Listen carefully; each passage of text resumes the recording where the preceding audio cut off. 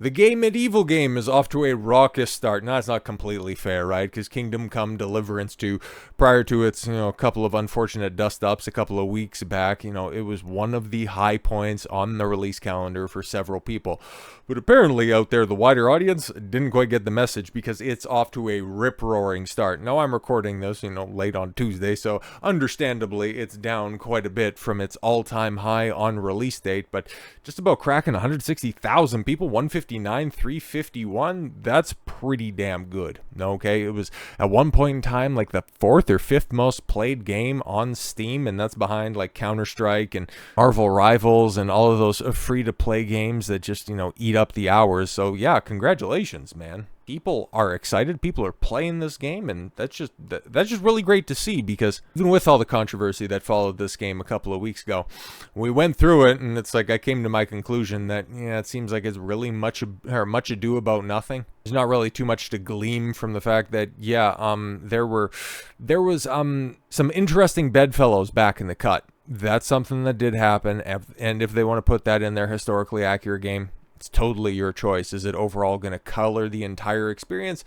I kind of doubt it. So the game itself, I thought would be, it will likely appeal to the people that the first one appealed to. Totally fine with that.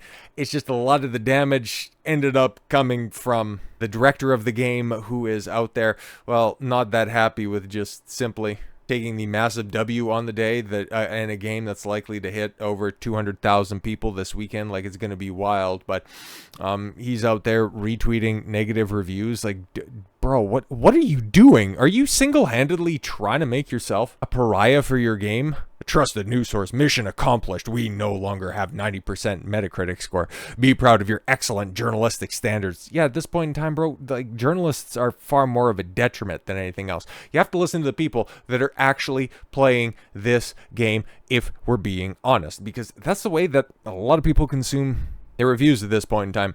They don't really take legacy media at all as credible resources. Okay, whether that's television, film, or especially gaming. And savvy gamers are the ones that you are more than likely trying to appeal to with your medieval, historically accurate sword and shield simulator. Yeah, they see a 50% from Games Hub when everybody else is giving it. Yeah, and you had a 90% Metacritic score prior to this review written by somebody that just apparently just needs to get good. Kingdom Come Deliverance 2 is a game that unabashedly demands you to meet it on its level, which I do find somewhat admirable. I'm just really shit at video games and hate it and would much rather be writing about politics, but I'm stuck in the gaming space.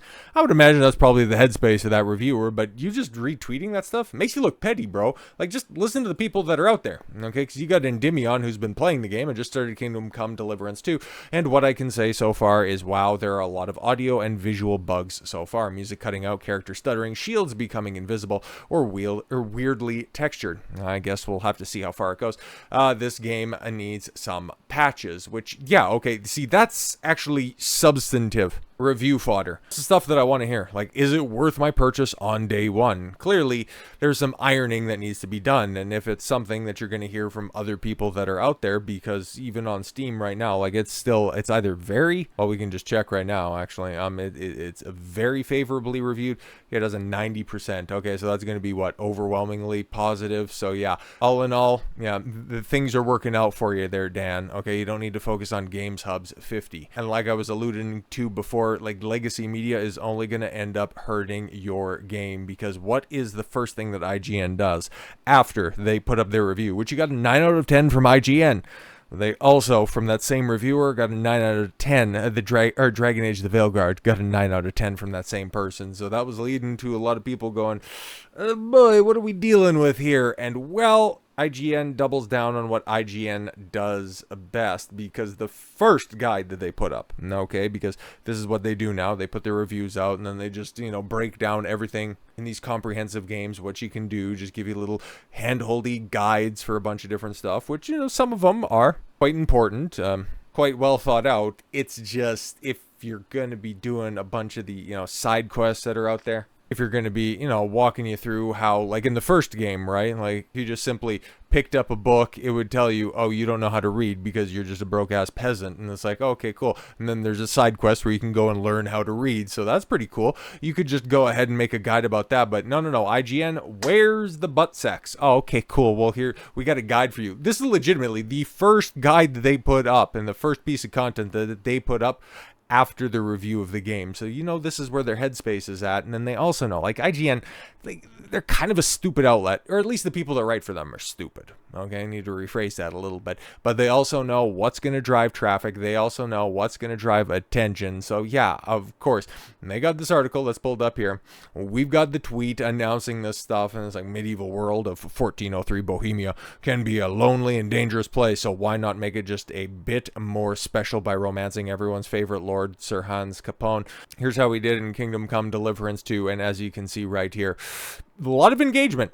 Okay, just about 1 million views. No, if I go ahead and refresh this, it might be over 1 million at this point in time. Who knows? A butt hair's breadth away. Okay, this is what you focus on, and this is going to end up driving the conversation because the game might be good. Okay, it might be just buggy for Endymion and some people running. I don't know if he has like the fully updated drivers or anything like that. What kind of a rig he's running? Don't know anything like that. But for the people that have it on Game Pass on Xbox, I don't know, did PS5 get a console release or something like that? But just people on different rigs, higher end rigs, lower end rigs, if they're also getting that stuttering, stammering, retextured, detextured graphics, well, that's another thing, and that is something that obviously can and will be addressed. It's just when the game has been painted with the brush that, oh no, they're just more concerned about being woke and trying to kneel down to the agenda, you end up with these moral authorities swooping in and trying to paint with a broad brush. Man, these are just as insane. Like, these are SJWs with better reading material, if we're being completely honest. Warhorse Studio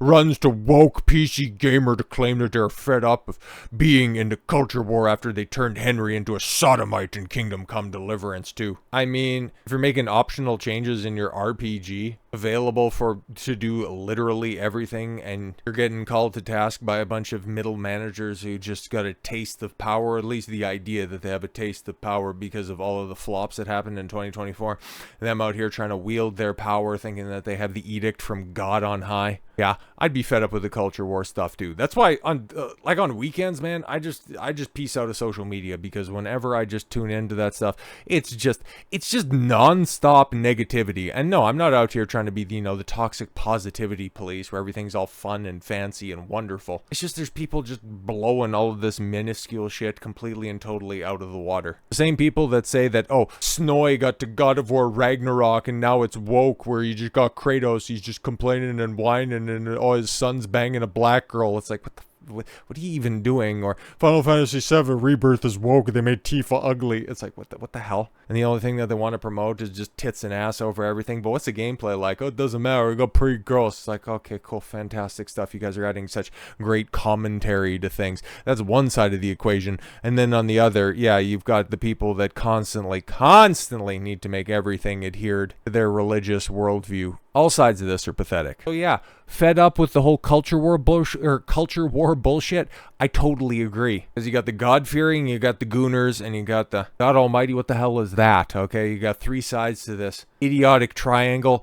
Meanwhile, the people that are looking at this going, is it a fun game? Like, what's the gameplay looking like? Okay, I've seen a couple of reviews in regards to performance, but what are we dealing with here? Is it worth my time? Can we focus on that? Can we just get back to that?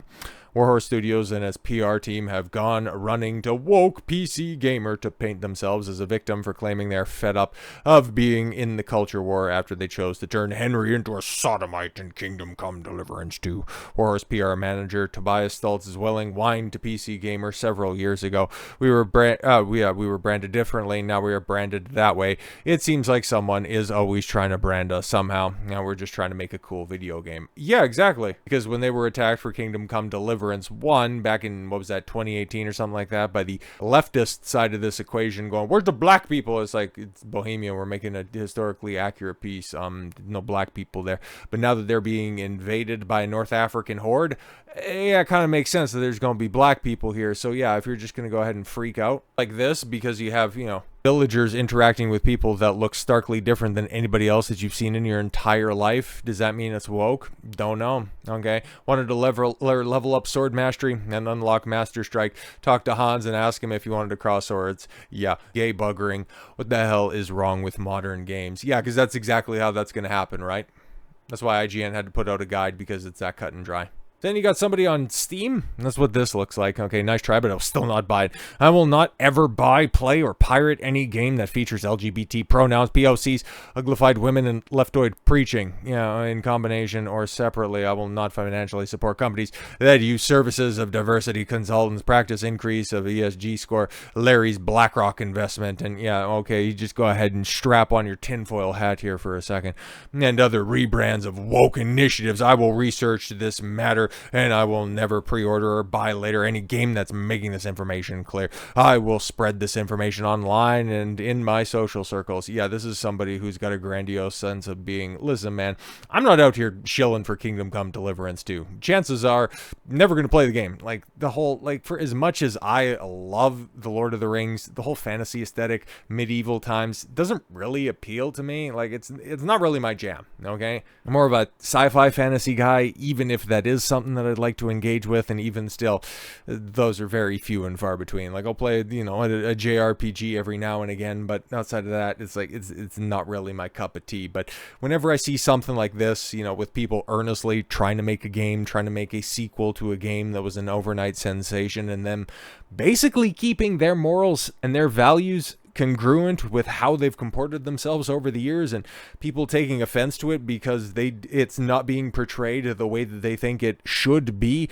When you start having expectations on other people's actions, that's where disappointment comes in. That's where upset rears its ugly head. Now, in the coming days, we're going to hear if it's woke, if it's bending over backwards to appeal and try to make the barbarian horde seem more sympathetic than they actually are.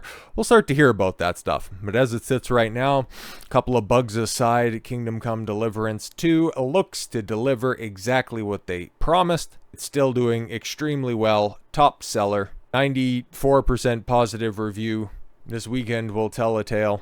And like I said, hope it's good, because if it isn't, it's going to get ruthlessly savaged, just like Hans's asshole. So with all that said, thank you all very much for the gift of your time. I've been Don Consuelo. I want you to follow your gut and get after it. Take care, everyone.